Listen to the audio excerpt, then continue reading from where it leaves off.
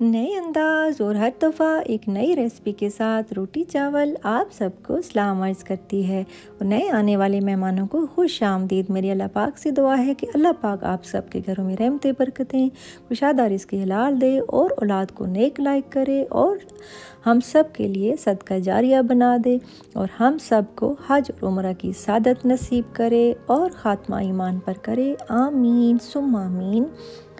तो आज जो मैं आपके साथ रेसिपी शेयर करने जा रही हूँ वो है मटन यखनी पुलाव और वो भी मेरे स्टाइल में। तो अगर आपने मेरा चैनल अभी तक सब्सक्राइब नहीं किया तो प्लीज़ मेरा चैनल सब्सक्राइब कर दें, लाइक और शेयर करना मत भूलिएगा और बेल आइकन को भी प्रेस कर दें ताकि मेरी हर नई आने वाली रेसिपी आप आसानी देख सकें।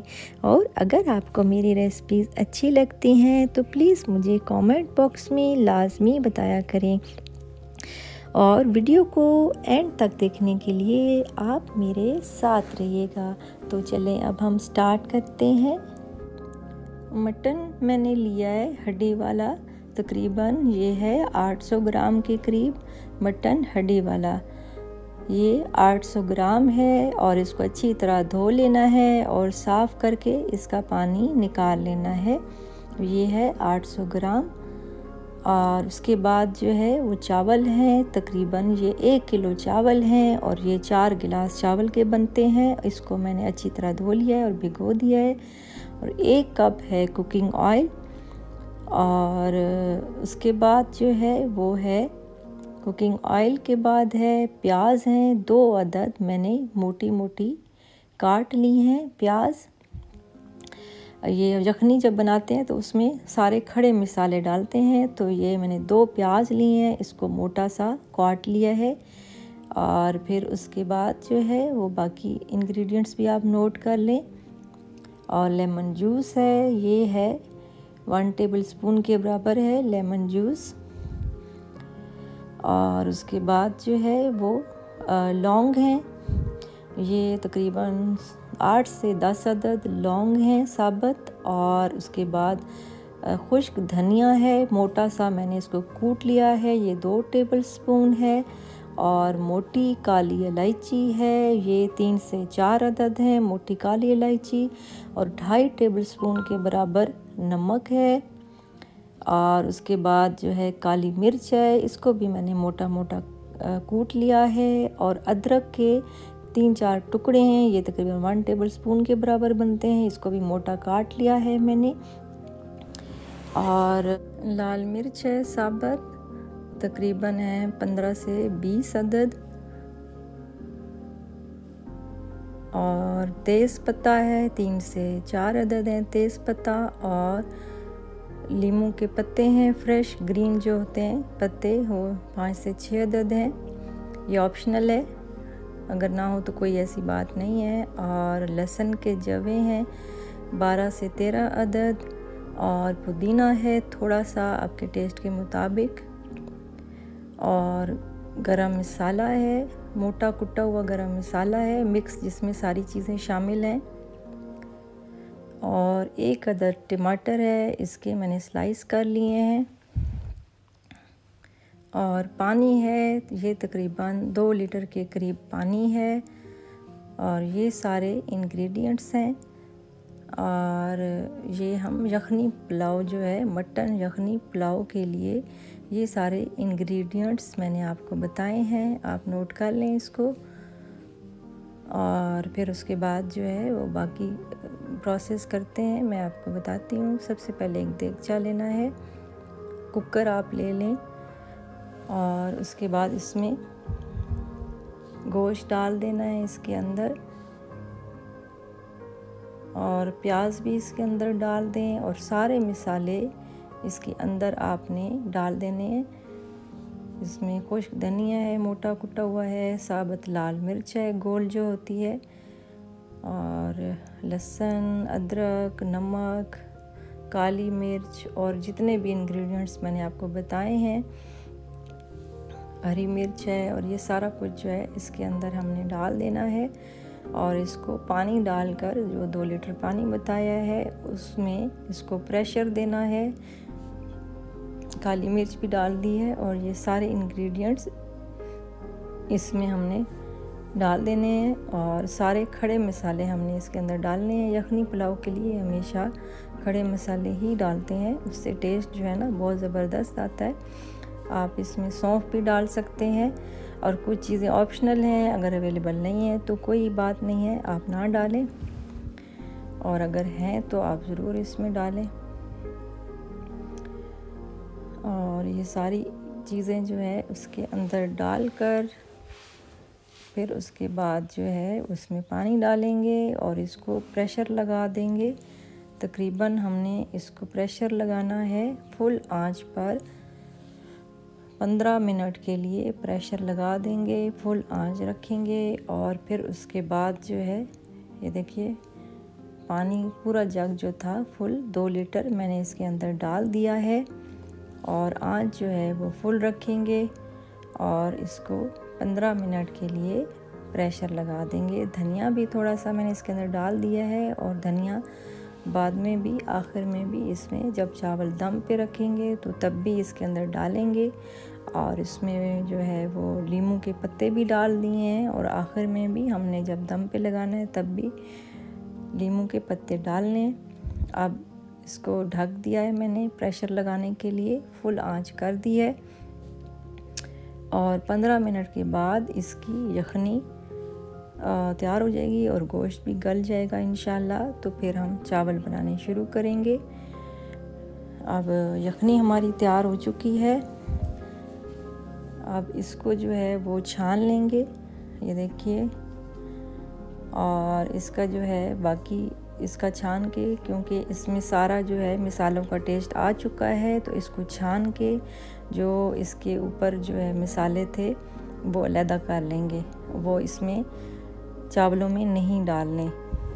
और इस तरह बहुत ही अच्छे चावल बनते हैं और खिले खिले बनते हैं चावल, और बहुत ज़्यादा इसमें जो बच्चे बड़े जो पसंद नहीं करते, मुंह में आ रही होती चीज़ें, वो भी नहीं आएंगी इंशाल्लाह, क्योंकि हमने इसको छान लिया है और ये यखनी तैयार कर ली है।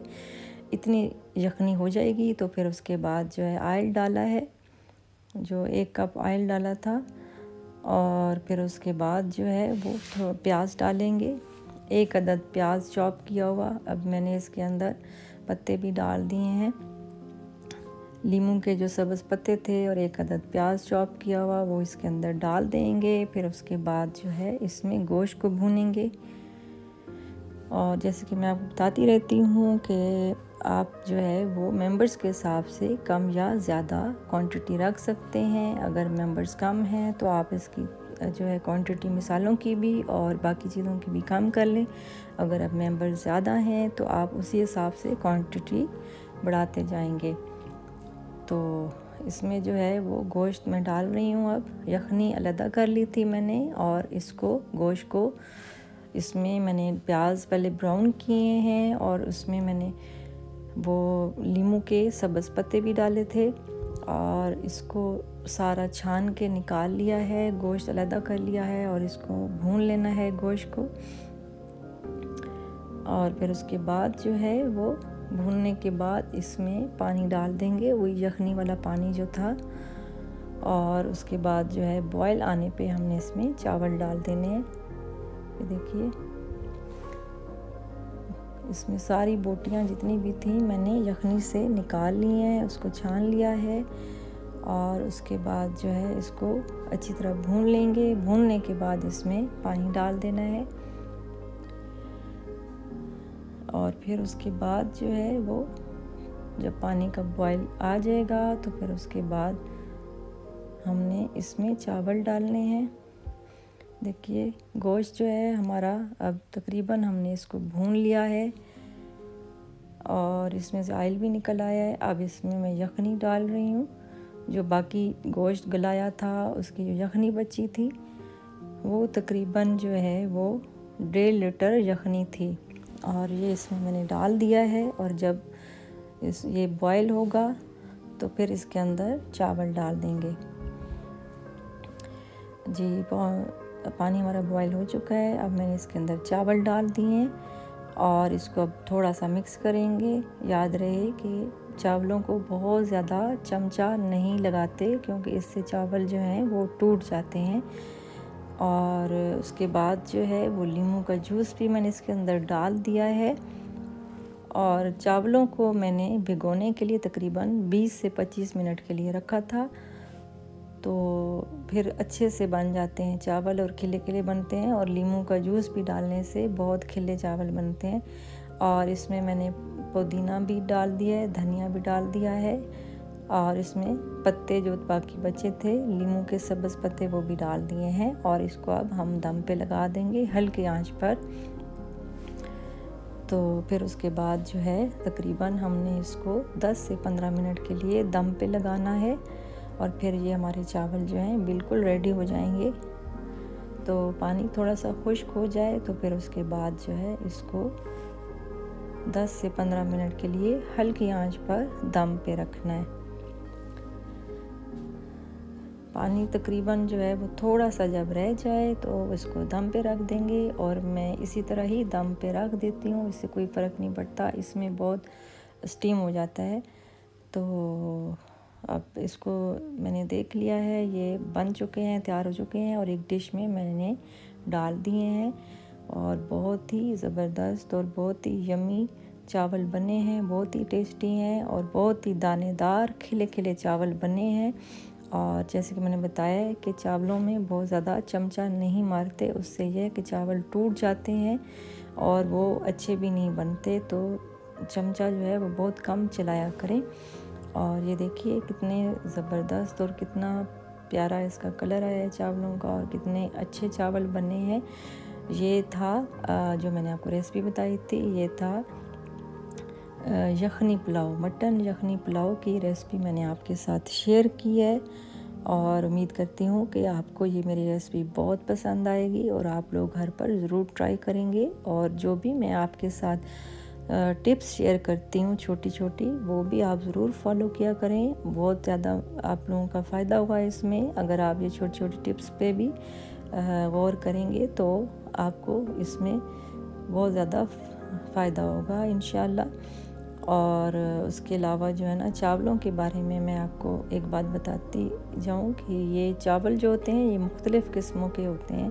ज़ाहिर है कुछ चावल जो है ज़्यादा टाइम देना पड़ता है चावलों को, कुछ जो है वो जल्दी गल जाते हैं, कुछ जो है वो 1 घंटा भी भिगोने पड़ते हैं चावल। तो आप जो है चावलों की किस्म देख के, जो नया चावल होता है वो जल्दी ख़राब हो जाता है, उसमें लेस सी आ जाती है और लेसदार सा बनता है।